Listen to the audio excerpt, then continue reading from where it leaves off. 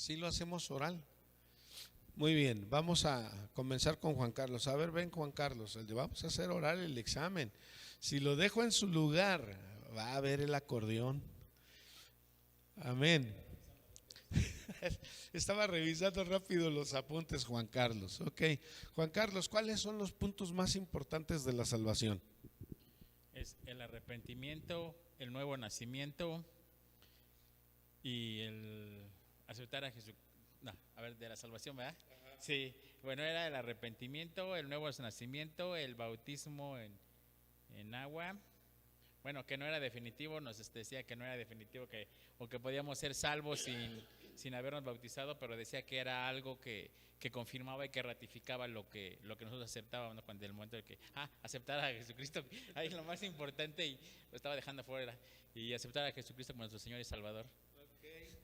A ver, vamos a preguntar a la hermana Rosalba, de lo que el hermano Juan Carlos respondió, ¿cuál fue el punto que no pertenece al punto importante de salvación? Pásele. Gracias, Juan Carlos. De lo que comentó Juan Carlos, ¿qué no es punto importante de la salvación? El bautismo. Ahí fuerte. El bautismo. En agua. Ok. El bautismo en agua no es un punto importante de la salvación. ¿Qué le faltó a Juan Carlos Jesús para terminar el proceso de la salvación? ¿Qué le faltó? Pásale. Gloria a Dios. Bueno, yo nada más creo que lo que le agregaría, que también es el punto principal, el reconocer que somos pecadores y el arrepentimiento. El arrepentimiento. Hay un proceso de salvación y vamos a dar la respuesta. Es arrepentimiento, justificación, regeneración, nuevo nacimiento, santificación. Y comienza nuestra vida de santidad. ¿Ok? Entonces ese es el proceso importante de la salvación. ¿Ok? Y bueno, ya mencionaron parte de la respuesta de la otra pregunta, que era ¿qué es lo que no me da la salvación? Y dije que es parte de la respuesta, porque ya dijo Juan Carlos, lo tocó así de chanflecito, ¿verdad? De 3 dedos la pasó, ¿verdad? Y la hermana Rosalba lo confirma. Hermana Irma, ¿cuál es el otro punto que no me da la salvación y que es una necesidad para el cristiano? Pásele.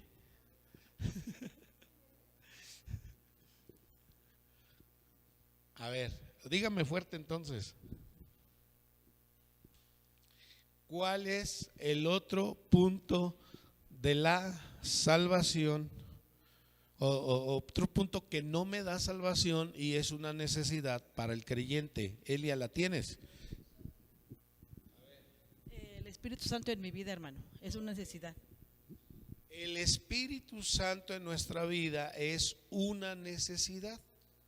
Ok, va la tercera pregunta. ¿Por qué el Espíritu Santo es una necesidad en mi vida? Socorro.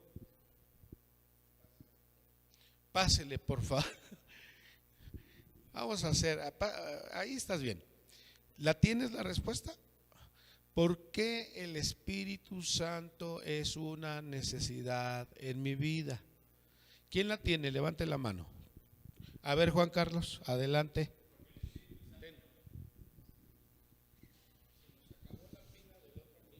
Porque el Espíritu Santo nos va a capacitar y nos va a llenar de poder para que podamos hacer, digamos, las obras que necesitamos hacer como cristianos.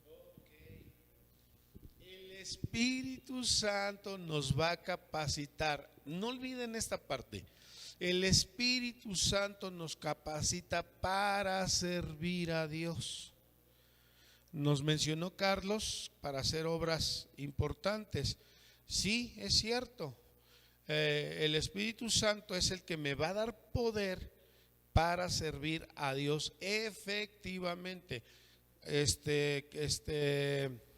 Jesús, ¿puedo servir a Dios sin el Espíritu Santo? Claro que sí se puede servir a Dios con el Espíritu Santo, pero pues a veces podemos caer en el error de ya no hablar la palabra, sino ser yo el que esté dando el consejo. Podemos caer en ese error.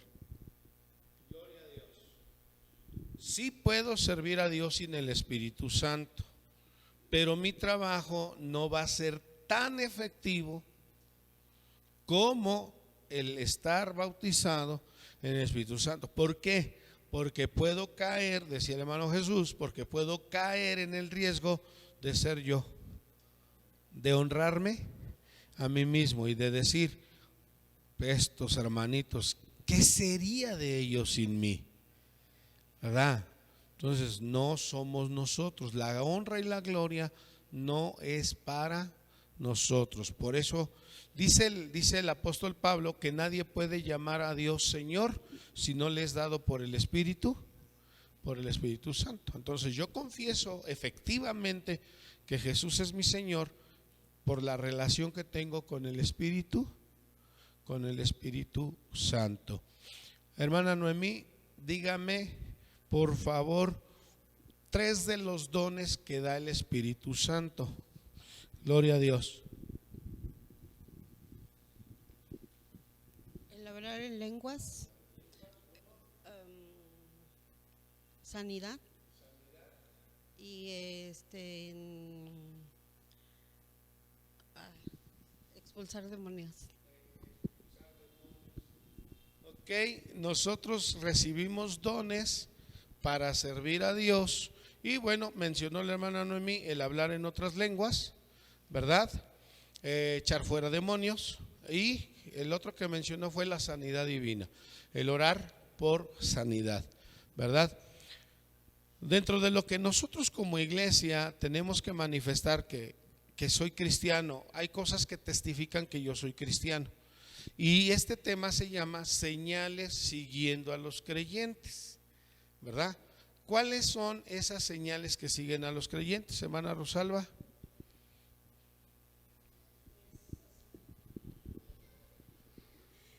Las señales van a hacer lo que Jesús hizo, que hagamos lo que Jesús hacía. Una de las cosas que Jesús hizo.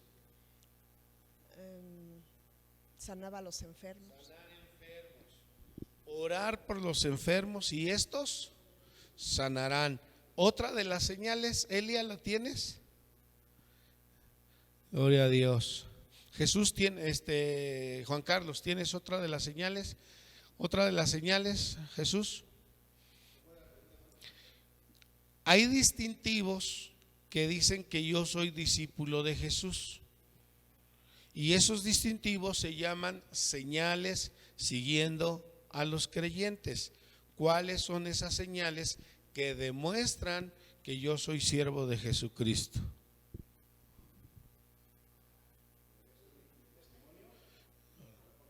Bueno, el testimonio es la señal, o sea, ya tu testimonio es una señal, pero dentro de ese testimonio se manifiestan algunas cosas. Les voy a ayudar, porque esto es parte de lo que en nuestra vida, y hace un momento platicaba yo con Carlos sobre eso. Las señales son echar fuera demonios, hablar nuevas lenguas, ¿sí? Y testificar eficazmente predicando a Jesucristo nuestro Señor. Esos señales que nos siguen a nosotros. La gente va a decir, Irma es discípulo de Jesucristo porque habla en lenguas, porque ora por los enfermos, porque echa fuera demonios y en el nombre de Jesús. Ese poder y esa autoridad nos fue dada a la iglesia. Entonces toda la iglesia con el Espíritu Santo tiene la oportunidad de testificar por donde vaya que es discípulo de Jesús. Sí, he dicho en algún momento, cuando nosotros vamos de paseo, cuando estamos en el trabajo, cuando estamos en la escuela, cuando estamos en el mercado, cuando estamos vendiendo o cuando vamos a hacer algún negocio, siempre las señales tienen que manifestar que yo soy hijo de Dios. Hay lamentablemente malos testimonios. Es cristiano en el templo, es cristiano en la iglesia, ora en la iglesia y tengo una predicación muy viejita de hace 30 y tantos años que se llama ¿y dónde están los que decían aleluya? ¿verdad? Porque en el templo, no hombre, se desbarata, y no se diga si pasan adelante, ¿ah? Y amén, y hermano, y chicotazos sobre los que no glorifican a Dios. Pero cuando están en el trabajo o fuera de la iglesia, mire, calladitos, no manifiestan que son cristianos. Entonces, estas señales, estas funciones testifican que tú eres siervo de Jesucristo. Dios confirma su palabra a través de tu oración, de tu estilo de vida, de las cosas que hacemos.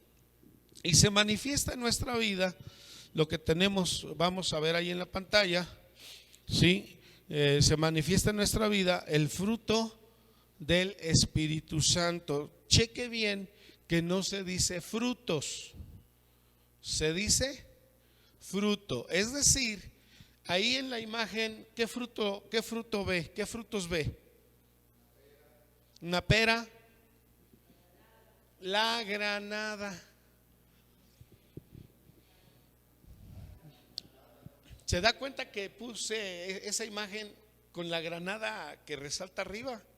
Está, si vemos el frutero, si lo vemos sobre la mesa, la granada está hasta arriba. La granada, ¿a cuántos les gusta la granada? ¿Sí les gusta con chilito y limón? ¿Chiles en nogada con la granada? Ay, Elia, vas a tener que invitar los chiles en nogada. Bueno, ¿cuántos se apuntan para ir con la hermana Elia? Bueno, entonces no, pásanos la lista para repartirnos y cooperemos para los chiles. Son carísimos, ¿verdad, Elia? Es un plato muy carísimo, tanto para hacerlo como para ir a degustarlo a algún lugar, es muy caro. Ok, nos llevamos al hermano técnico, ¿verdad? Para que también deguste, para que él pague. Ok, ahí está ya, quedó asentado en la grabación, ¿verdad, Sammy? Perfecto, ok. Entonces, la granada se compone de muchos granitos. Y no se dice granadas, se dice granada. Es un solo fruto y cuando usted lo abre, saltan muchos granitos. Bueno, el fruto del Espíritu es así. Usted y yo no podemos dejar de hacer nada de lo que el fruto del Espíritu nos muestra. Yo no puedo decir que estoy reflejando a Jesús si no practico alguno de los puntos que forman parte del fruto del Espíritu. Amén. Usted y yo tenemos Gálatas 2:20 y dice Gálatas 2:20 ahí en su Biblia. Vamos a leerlo. Ahí solamente está resumido. ¿Qué versión tienes a la mano, Sammy? ¿Todas? Ok, dame NBI, por favor. Gloria a Dios. Gálatas 2:20. Dice la Escritura: he sido crucificado con Cristo, y diga conmigo, y ya no vivo yo, sino Cristo vive en mí. Lo que ahora vivo en mi cuerpo, en mi carne, lo vivo por la fe en el Hijo de Dios, quien me amó y dio su vida por mí. Ah, qué versión tan maravillosa, ¿verdad? Ya no vivo yo, ahora Cristo vive en mí. Sin pecar nosotros, no quiero pecar contra Dios ni contra su palabra, pero tampoco quiero ser hereje, pero la gente tiene que ver en ti a Cristo. El apodo que le pusieron a los discípulos de Jesús en Antioquía era porque ellos reflejaban a Cristo y decían: estos son Cristo, estos son cristianos. Sí, reflejan a Cristo, hablan como Cristo, se mueven como Cristo, caminan como Cristo, perdonan como Cristo. todo lo hacían como Cristo. La gente tiene que distinguir en nosotros que somos cristianos, hoy no por el nombre que se ha hecho popular, no porque el nombre dice, ¿qué eres tú? Soy cristiano. No pertenezco a una religión que se llama cristiana, pertenezco a un grupo de discípulos de Jesús y por eso me hago llamar, o por eso la gente me va a llamar cristiano, porque reflejo con mi vida lo que Cristo hizo. Por eso son las señales. Las señales dicen quién soy, por lo que hago, por lo que digo, por cómo me muevo. Y la gente va a decir quién soy por lo que ve en mí. Y el fruto, dice Jesús, por sus frutos los distinguirán, por sus frutos sabrán quiénes son. Por sus frutos, por su estilo de vida, la gente distinguirá quiénes son ustedes. Entonces, el fruto del Espíritu, si te vas a la 68, nos dice: la conversión opera una especie de muerte hacia las cosas del mundo, al grado de que la persona desprecia lo que en él hay para alcanzar más de lo de Dios. Y ahí viene entonces la situación, Carlos, de una conversión efectiva. ¿Se acuerdan que hay requisitos de un arrepentimiento genuino?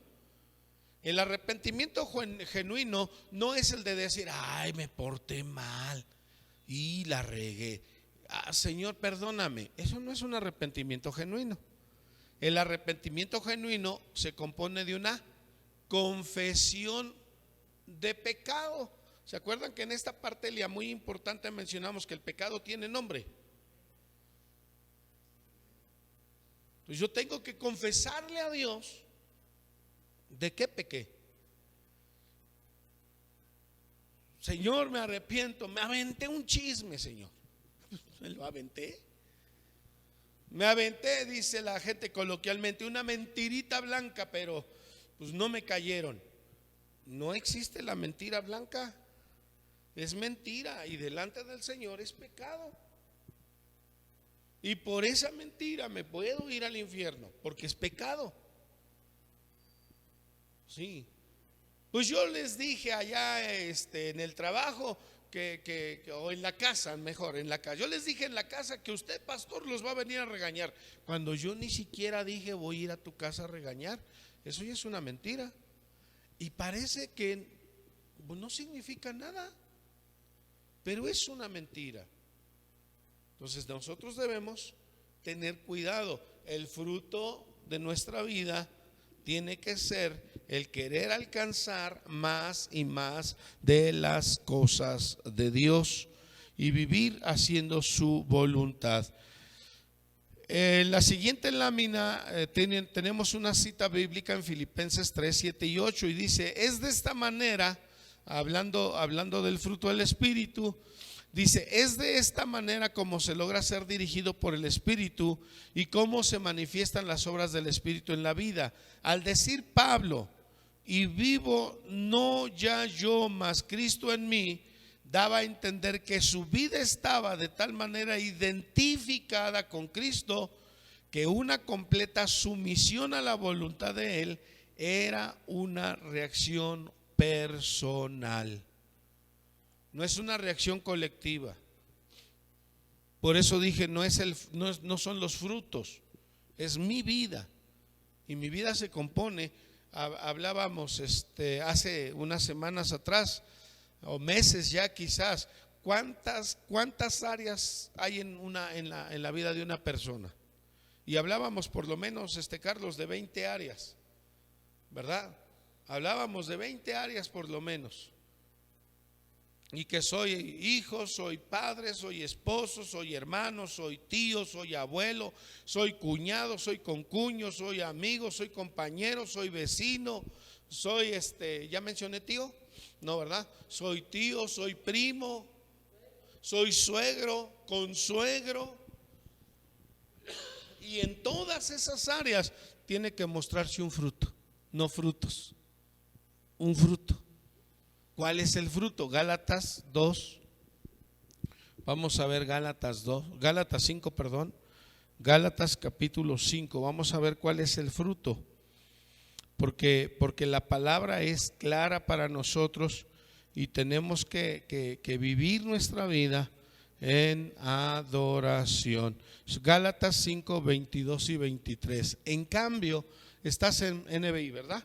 En cambio, el fruto del Espíritu es amor, alegría, paz, paciencia, amabilidad, bondad, fidelidad, humildad, dominio propio.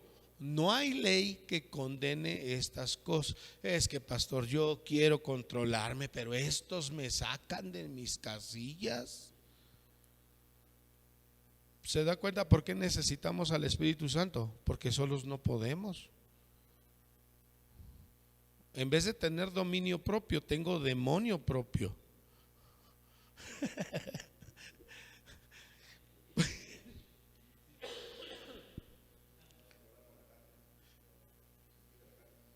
Porque por nuestras fuerzas no podemos, Carlos. Chucho. ¿Quién dijo el otro día Chucho 2?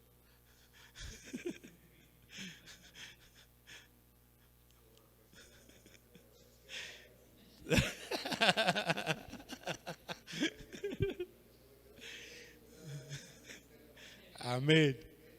Levante su mano derecha, jure solemnemente. Ok, hermano, no podemos controlar nuestra carne nada más con el simple hecho de que ya fui al templo. De ahí el dicho mío y mis palabras son: hermano, viniendo al templo no te haces más santo, y no viniendo tampoco te haces más pecador. Nada más que la gente carnal me lo entiende. Ya ves, por eso no hay que ir al templo. Pues si a Dios lo encontramos en todo lugar, sí, pero aclaro siempre que necesitamos la reunión, necesitamos la convivencia, porque el apóstol Pablo, inspirado por el Espíritu Santo, dice: los dones espirituales. ¿Para quién son los dones espirituales? Para la iglesia. Y los dones espirituales tienen una doble función: edificar a la iglesia y unir a la iglesia. Y si la iglesia nunca se congrega, ¿para qué queremos dones espirituales?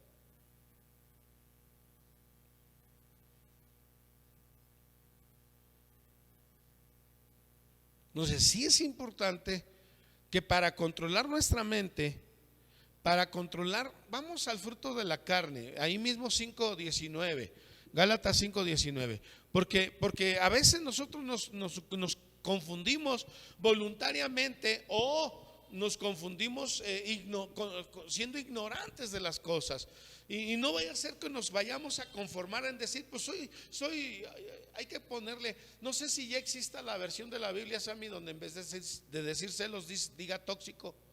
Todavía no.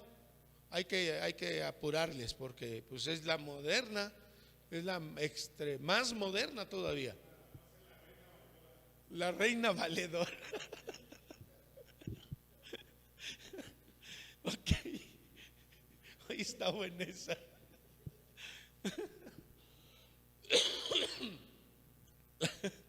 Las obras de la naturaleza pecaminosa se conocen bien: inmoralidad sexual, impureza y libertinaje, idolatría, brujería, odio, discordias, celos, arrebatos de ira, rivalidades, disensiones, sectarismos, envidia, borracheras, orgías y otras cosas parecidas.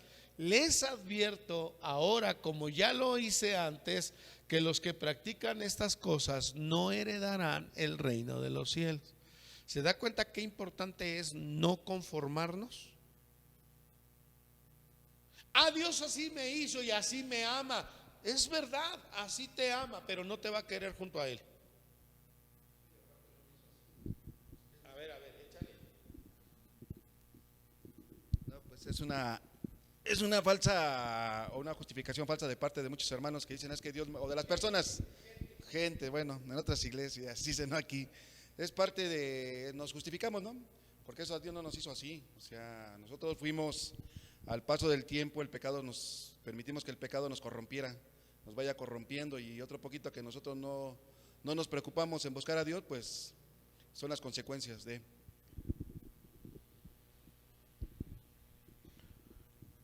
Dice el poeta, cada uno de nosotros somos el arquitecto de nuestro propio destino. Ahora, cada uno de nosotros hemos decidido cómo queremos ser.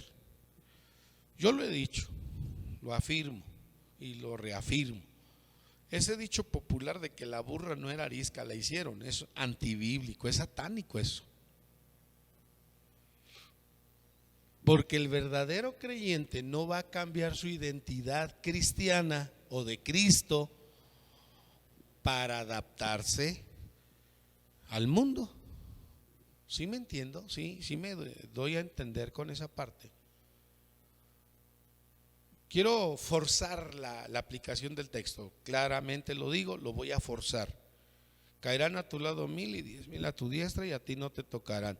Mira, hermano, puede haber influencia de cualquier tipo, provocación de cualquier índole.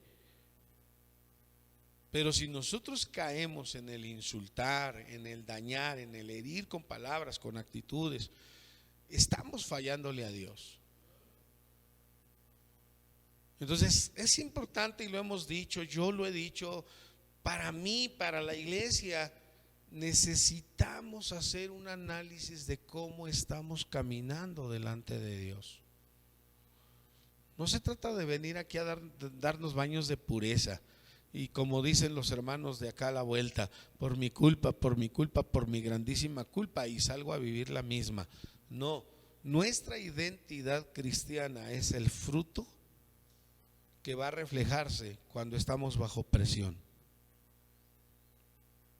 Y yo digo y pregunto, ¿un cristiano cuando no está bajo presión?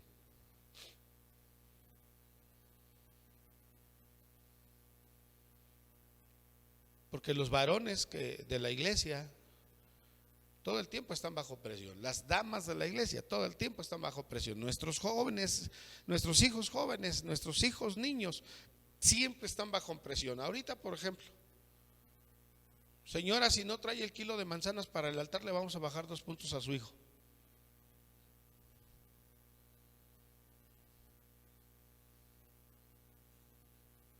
¿Y qué hacer? Lo que tenemos que hacer. No tenemos ni que preguntar, a lo mejor, ni que cuestionar, ni que pensar. No te adaptes al mundo.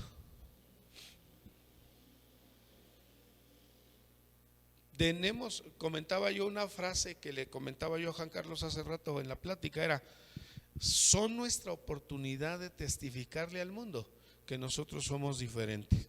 Podemos, dice el apóstol Pablo, podemos estar en medio del fuego sin quemarnos.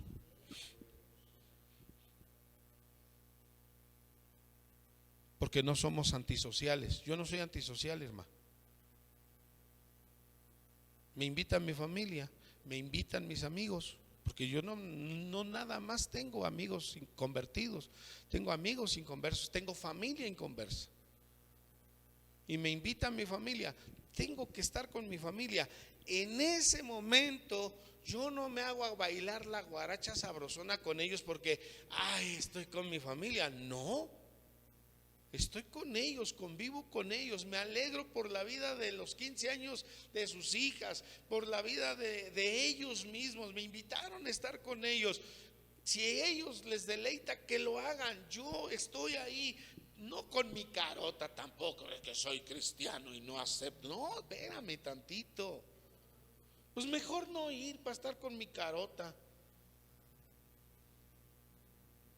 Estoy en medio de la lumbre sin quemarme. Ahí viene el pastor, quita al Pedro Infante, era antes, ¿no? Hoy, ¿a quién será hoy? Al Maluma. O a otro, ayúdenme ustedes. Otro. Ahora resulta que nadie sabe. Somos cristianos, pastor. No es cierto, vamos al tianguis también. Al Firme, al Cañaveral. Ya está saliendo de nuestro corazón, hermano.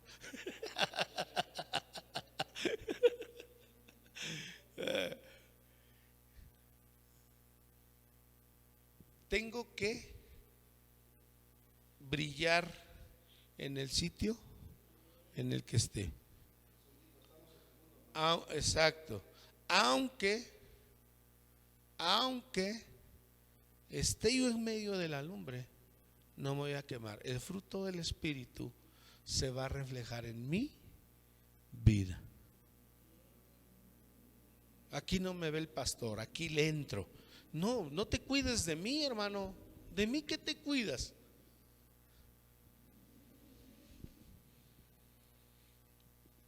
Ay, no publiquen eso en el... No, deja que publiquen lo que quieran. Es una red social. Estoy mal, Samuel.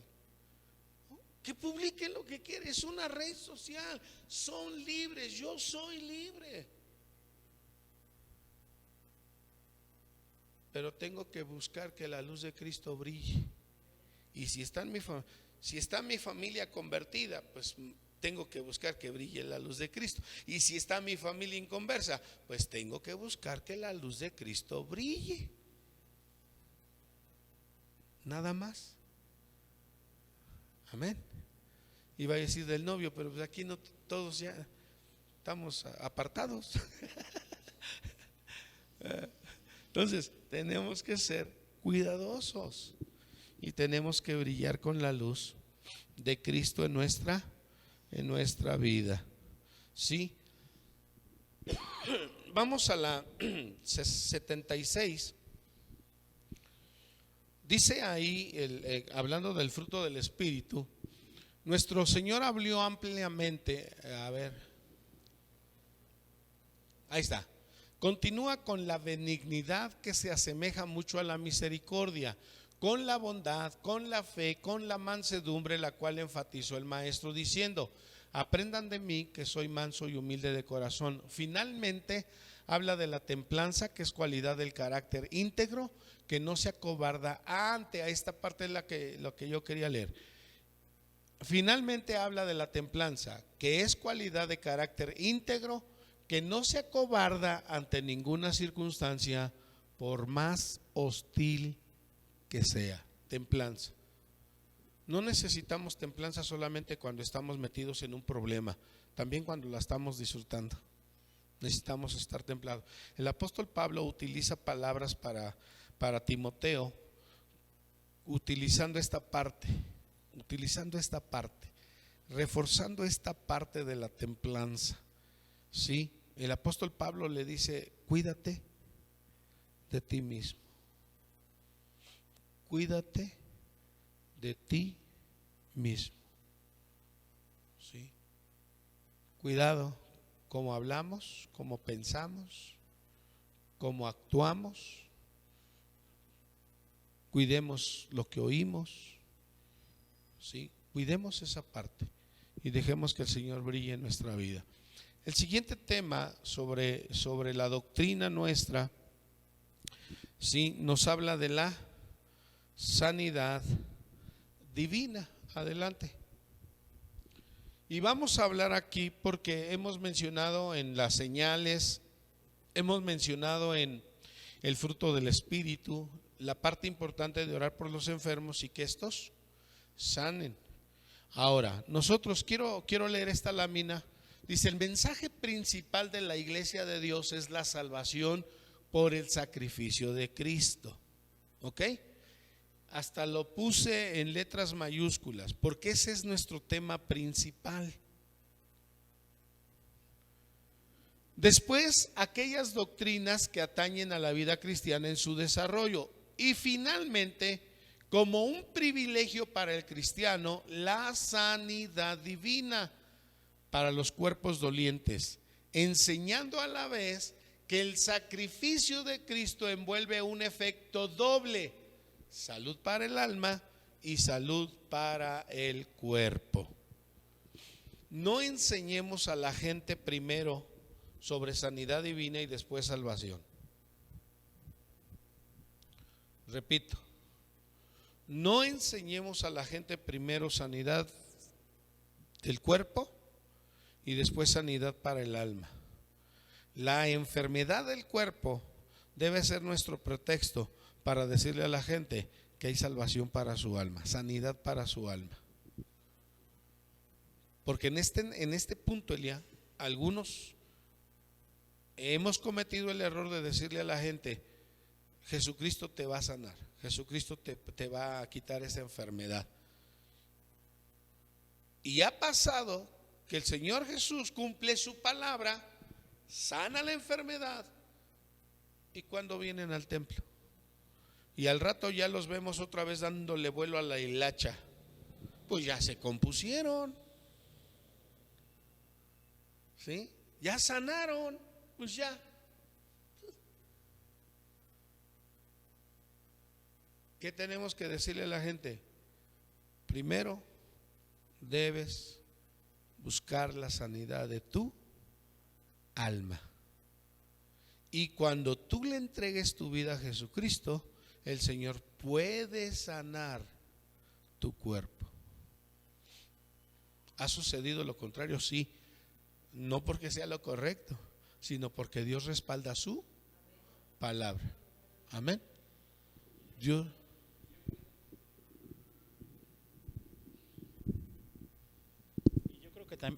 Yo creo que también lo puede hacer por el grado de incredulidad que algunos llegamos a tener en algún momento.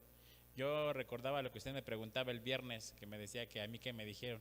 Y me quedé con eso pensando, y ya después me acordé que sí, cuando la hermana que, digamos que, por decirlo de alguna manera, me presentó a Cristo, ella sí me dijo, Cristo te ama y Él te puede ayudar. Fueron las palabras que ella me dijo antes de hacer yo mi declaración de fe. Entonces ella sí me dijo, fue clara, concreta, y me dijo: Dios te puede ayudar. Nunca me dijo qué, nunca me dijo cómo, nunca, pero fueron las palabras que ella me entregó. Gracias. Y yo considero que fueron unas palabras sabias. ¿Sí? ¿Por qué? Porque a veces ha habido ocasiones en que algunas personas van y prometen falsas cosas a la gente. Nos sucedió, ¿te acuerdas, Noé? De la persona que llegó, estaba enferma de cáncer, la muchacha. Y vinieron y le dijeron: Dios me mandó a decirte que te va a levantar de allí. En la tarde vamos mi esposa y yo. La condición física en la que vimos a la muchacha, así inmediatamente nos dijo: se va a morir. Me acerqué con ella y le dije: Dios te ama y quiere perdonarte los errores que hayas vivido, que hayas practicado en tu vida. Si tú vas a irte de esta tierra, quiero invitarte a que elijas irte al cielo, que le pidas perdón a Dios por tus pecados. Y la muchacha aceptó. Oramos por ella, hizo su oración de aceptar a Jesús como su Señor y Salvador. Mañana te venimos a ver. Y no llegó el mañana. Como a las 2 de la mañana, 3 de la mañana de esa noche hacia otro día, nos llaman y nos dicen: quiero avisarle que mi hija ya partió. Se queda uno con una paz. Sí. Porque no le fuimos. Cuando la persona de las familias, personas de la familia de ella, murió y llegamos a otro día, empezaron a reclamar. Entonces Dios es mentiroso, porque la señora vino a decir que Dios había dicho que ella iba a levantarse de donde estaba. Hasta el día de hoy no quieren saber del evangelio. Se da cuenta que a veces nosotros no somos sabios. Otra vez, por eso necesitamos el Espíritu Santo, para servir con eficacia a Dios. No le dé a la gente falsas esperanzas, llévela a entregarle su vida a Jesucristo. ¿Dios puede sanar? Sí. Sí puede sanar. Pero nuestra predicación como iglesia de Dios, primero es la salvación del alma y después la sanidad del cuerpo. El sacrificio de Jesucristo tiene esa doble bendición para todo el que cree en Él. Y lo profetizó el profeta Isaías, ¿verdad? El Espíritu de Jehová el Señor está sobre mí, porque me ungió Jehová, me envió a darle, fíjense cómo comienza, me envió a darle buenas nuevas de salvación, buenas noticias, y luego a sacarlos de la cárcel, y luego menciona la sanidad del cuerpo, y en sus llagas todos fuimos sanados. Entonces es importante para nosotros el tema de la sanidad divina. Si creemos, déjenme usar esta frase para reforzar el tema o el término sanidad divina. Creemos en la sanidad milagrosa sin la intervención del médico. Si creemos en esa sanidad.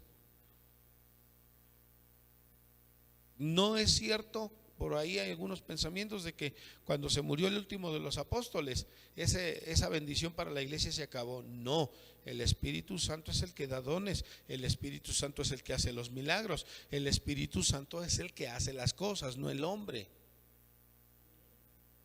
Entonces creemos que el Espíritu Santo, Irma, sigue sanando gente hoy milagrosamente, sin la intervención de la mano del médico, sin la intervención del paracetamol dichoso. Y esto se opera por la fe en el sacrificio redentor de Cristo Jesús nuestro Señor. Adelante. La sanidad divina para los cuerpos dolientes, enseñando a la vez que el sacrificio de Cristo, fíjese bien como dice ahí, el sacrificio de Cristo envuelve un efecto doble: salud para el alma y salud para el cuerpo.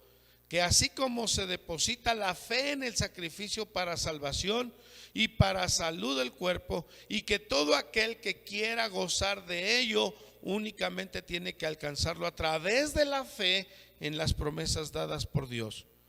Que el poder de Dios no se limita a restaurar lo que en el alma está mal y doliente, sino que se extiende hasta la liberación total de cualquier anomalía que en el cuerpo pueda existir.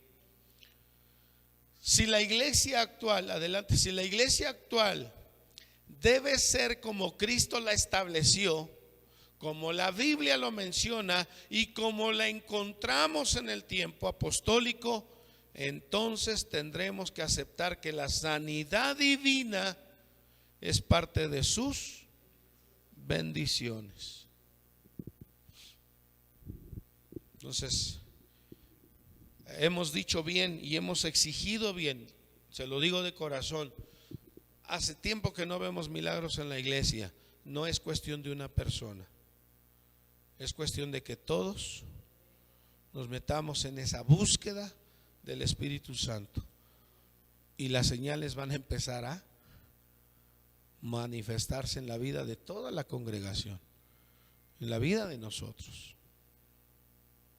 Entonces, la sanidad divina, sí, la sanidad divina es parte de las bendiciones que tenemos como creyentes en Cristo Jesús.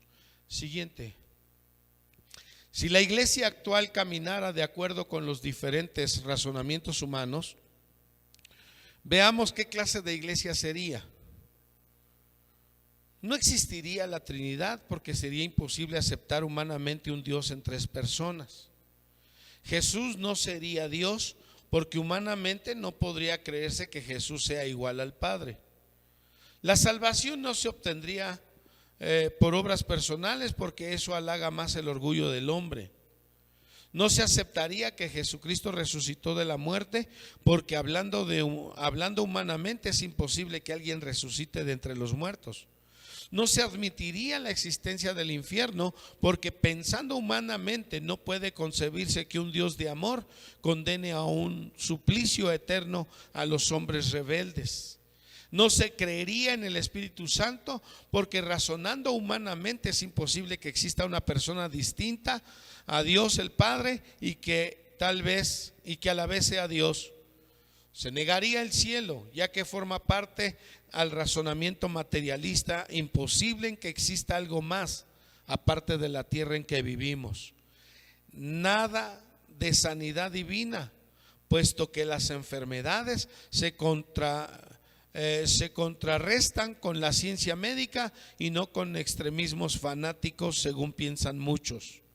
No se mencionaría ni media palabra tocante a la sanidad de los creyentes, porque humanamente deduciendo, ya que somos humanos, tenemos que estar sujetos al pecado y tenemos que estar pecando, como muchos afirman, por desgracia, etcétera. Así que, ¿qué clase de iglesia sería esa sin las verdades básicas, bíblicas apuntadas, de las cuales niegan distintos grupos en la forma humanamente señalada, a causa de depender solo de la carne y no del espíritu? Seríamos una iglesia deforme, cuyas prácticas y lógicas no están en la Biblia. Bíblicamente, si se quiere encontrar la característica de la sanidad divina en la iglesia apostólica, tendremos que llegar a la conclusión de que fue inseparable. Si escudriñamos los hechos de los apóstoles, encontraremos estas palabras: saltando, se puso en pie y anduvo el paralítico que se sentaba a la puerta del templo. Y entró con ellos en el templo andando y saltando y alabando a Dios. Hechos 3:8. Y estaba lleno de gracia y de poder. Hacía grandes prodigios y señales entre el pueblo. Hechos 6:8. Y muchos paralíticos y cojos eran sanados. Hechos 8:7. Y estamos hablando, los ejemplos bíblicos que están ahí marcados, estamos hablando no de milagros que hizo el Señor Jesús directamente estando aquí en la tierra. Cuando estos milagros se operan, cuando estas sanidades se operan, Jesús ya está en el cielo. Jesús ya regresó al cielo y el Espíritu Santo ya está sobre la iglesia, ya está sobre los apóstoles. Y nos habla la palabra de sanidades milagrosas sin la intervención de un médico.